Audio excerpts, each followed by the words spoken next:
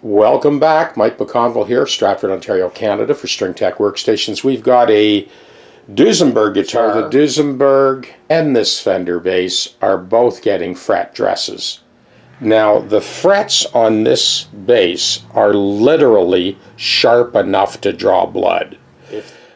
If the fret ends on your guitar are protruding and sort of sharp to touch, February's the month, in Canada anyway, that you want to get this job done.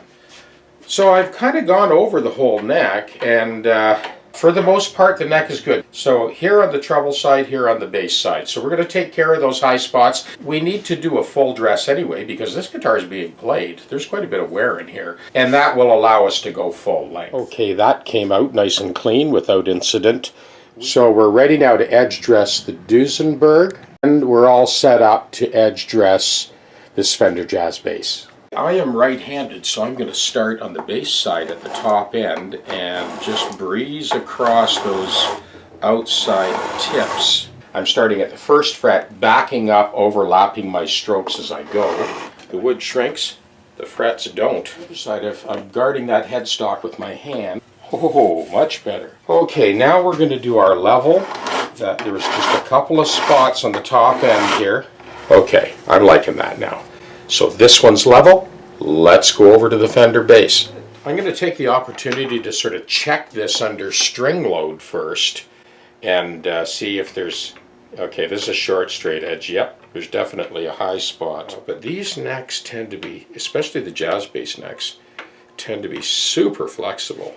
I'm marking this under string load first so that when I loosen off the strings and adjust the truss rod, we're going to see if that still shows up. I got to get this neck to the same orientation without string load that it is now. I took the strings off.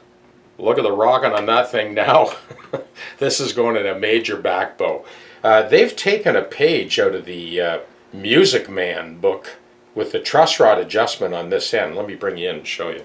So this is the truss rod adjustment on this. Man, is that ever tight. We've got to get that load off so that we get the lay of the neck perfectly straight before we go anywhere near it with leveling files. Something that you need to understand, and this is why, you know, the industry's gone out and spent millions of dollars on CNC machines. Pretty well back that right off. So let's see if we still have our tick in here. Yes, we do. Here? Yes, we do.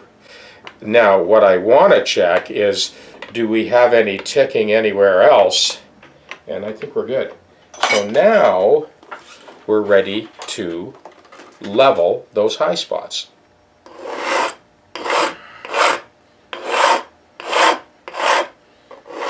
Got some 180 grit here that I just used to knock off that nasty stuff. So I do this before we switch to the lighter abrasive. So you kind of make a circular motion and then go in the opposite direction. So like so, and then like so.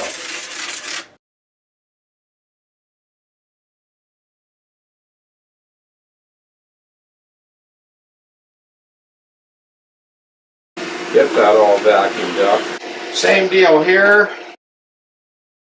I do like to take the extra precaution and mask off those soft plastic inlays.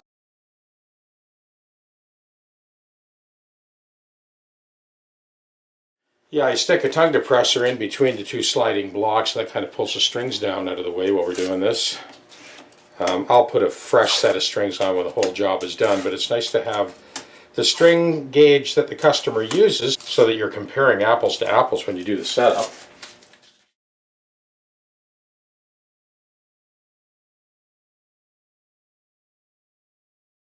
That pretty well kisses that fretwear goodbye.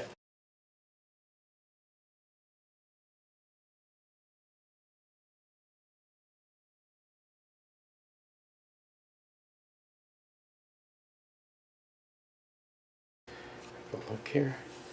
Well, you don't feel anything now. So now we've gotten rid of the tooling marks of the file, as well as the fretwear in the first 8 frets. The neck is not flexing, the body is held, neck is held, not going anywhere.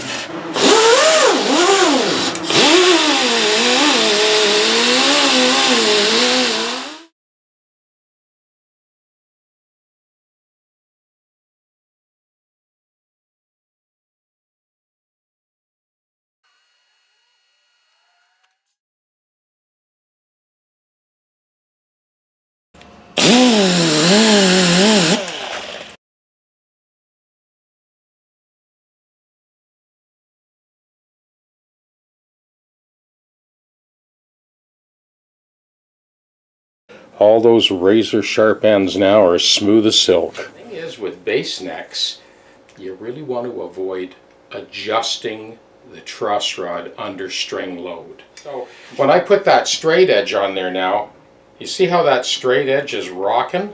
So without any string load on, we've loaded that truss rod, forced the neck into a back bow.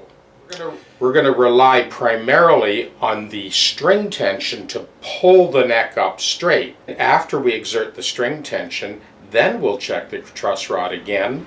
If we need to loosen it, you can loosen the truss rod under string load on a narrow, flexible neck like this. But you don't want to tighten it. So I've done all my tightening first. This is not a guitar, this is a bass, and it's a jazz bass, which has an extra narrow neck at the nut, very slim. Load the truss rod, force the neck into a back bow, and if you do this right, you should have enough travel in that truss rod to be able to loosen it off slightly until the action balances out between the load of the strings and the load of the truss rod for maximum playability. It is going in a back bow like I expected. And that open string is not the open string, it's the note F. That's okay. Wait till we get the rest of the load on here. We actually have the proper string load on this neck now. Well, we'll check those spots that we leveled first, and they're fine. No clicking, no ticking. So now we'll just kind of eye the length of the neck, and that neck looks beautiful, but there is no relief in it. So we need to back off that truss rod. And like I just mentioned, backing off the truss rod's not an issue. Even under string load, not an issue at all. So let's do that. Okay, now we got a slight little bit of relief. So this fingerboard has a very high arch in it. So what I'm doing, first of all, is I'm hiking those two middle strings way up out of the way. Do that first, so those strings are not touching. That's what we want to see. Now what I'm going to do is I'm going to eye along the length of the neck. I'm going to adjust these two outside strings for sort of maximum height and playability.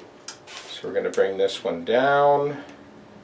It's no issue loosening these off under string load. Same applies to these saddles. There's times where you really got to watch it. You don't want to tighten too much under full string load. These hex head screws are easily stripped. That's looking good now.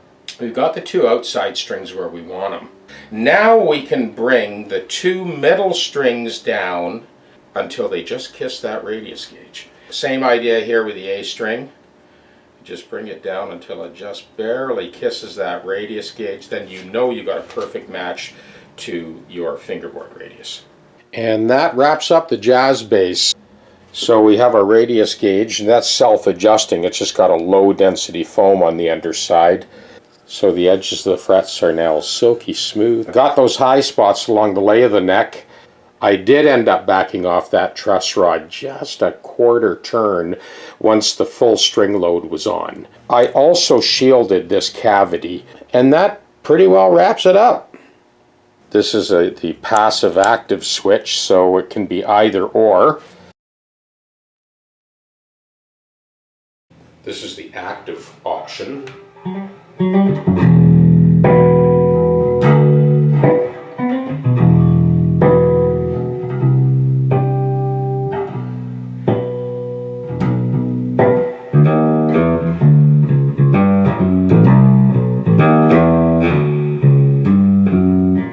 And this is the passive.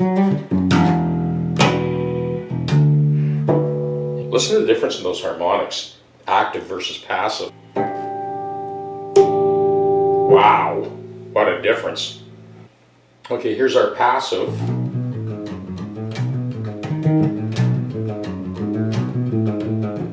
And then active.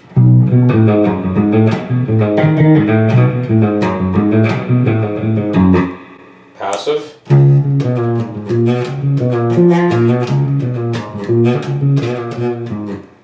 Active.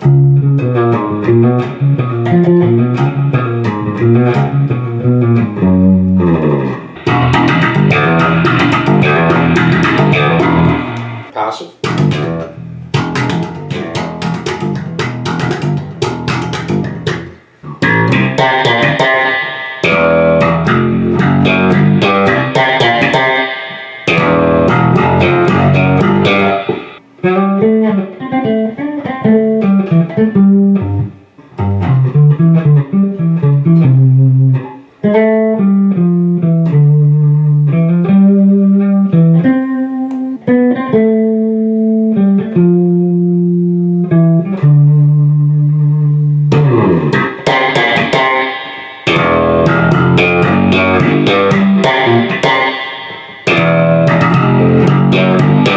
Here's the same thing passive.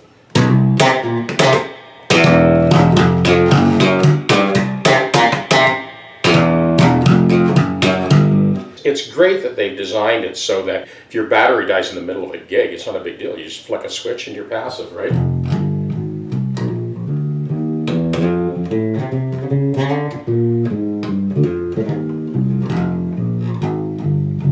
That's the wrap up for the Fender Jazz Elite.